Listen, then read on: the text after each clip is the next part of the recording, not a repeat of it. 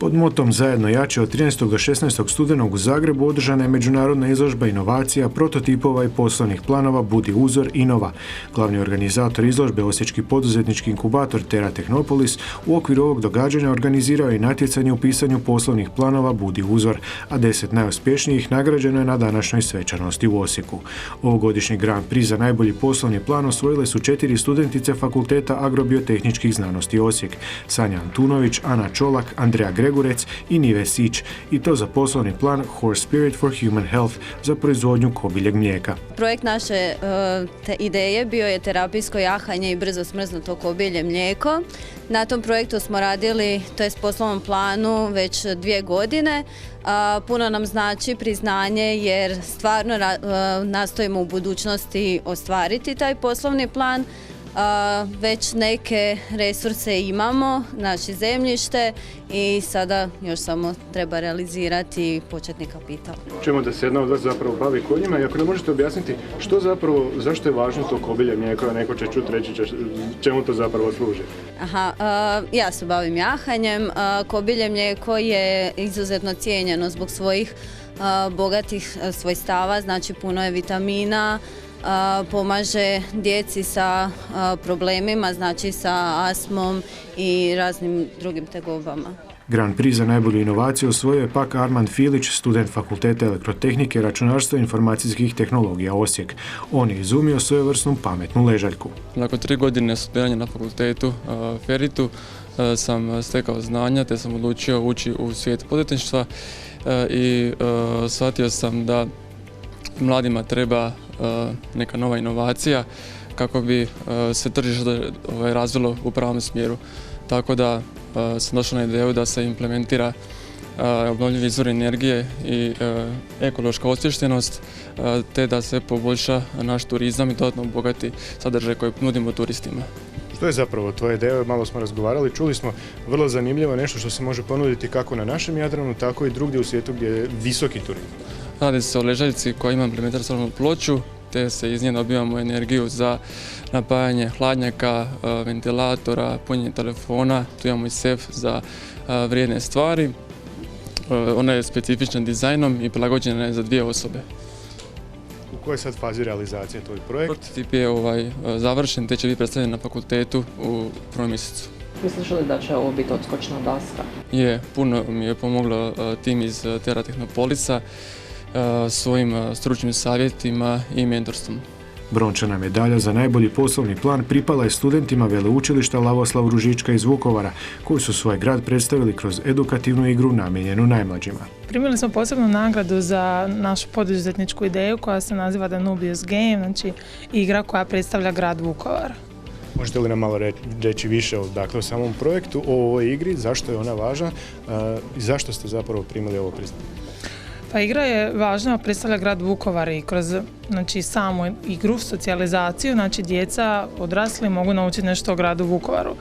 Igra se sastoji od niza polja, QR kodova, pitanja na kojima djeca odgovaraju i s time saznaju nešto više o tome.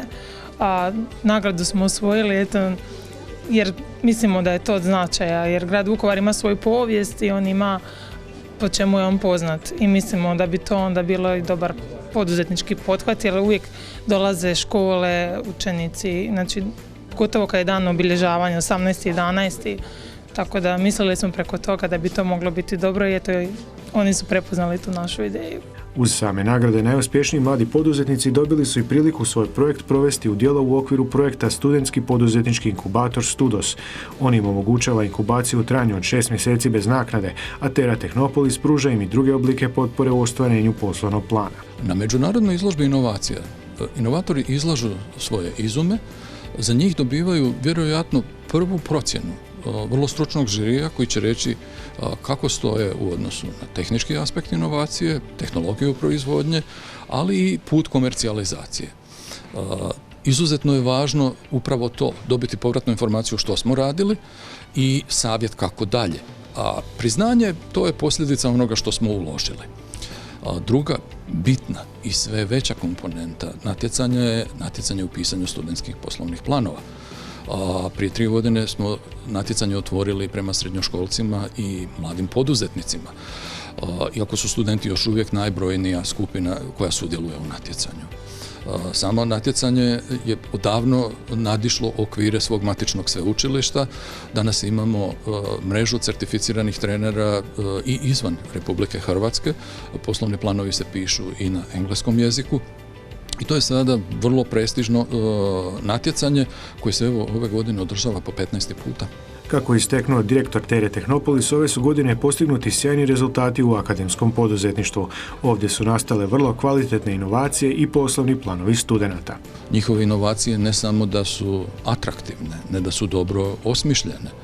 One imaju značajan komercijalni kapacitet, za njih štitimo intelektualno vlasništvo i definitivno predstavljaju više nego izvrsnu šansu za osiguranje egzistencije, samozapošljavanje i ostanak u regiji, jer to je ono čemu težimo. Istaknuo je kako nagradu Budi uzor nije lako dobiti, te kako se ona ne dodjeljuje samo za koncept ili ideju, već mora postojati razrađeni prototip ili poslovna ideja. I definitivno tek manji dio izlagača uopće je kvalificirano za primanje takve nagrade, ali oni koji ih prime, oni su definitivno ostvarili nekoliko stvari. Prva je priznanje za postignuće do tada. No ono daleko važnije, oni dobiju uputu kako dalje. Oni dobiju potporu. Svaki finalista u natjecanju u pisanju poslovnih planova dobije vaučer Hrvatske udruge poslodavaca i modul po odabiru u njihovom programu usavršavanja menadžera PUMA.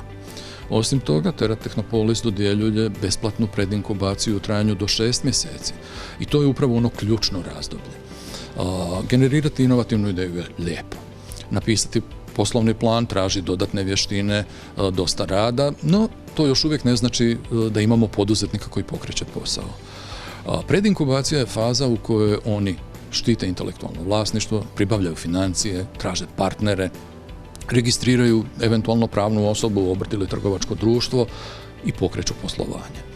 I upravo zato, da bi smanjili rizik, da bi im dali najbolju i najviše potpore u fazi kada su najosjetljiviji, mi takvu nagradu dodjeljujemo u naravi do 6 mjeseci u vremenu koje njima odgovara i definitivno uz preporuku da to učine nakon stjecanja diplome, jer edukacija je studentima posao broj 1.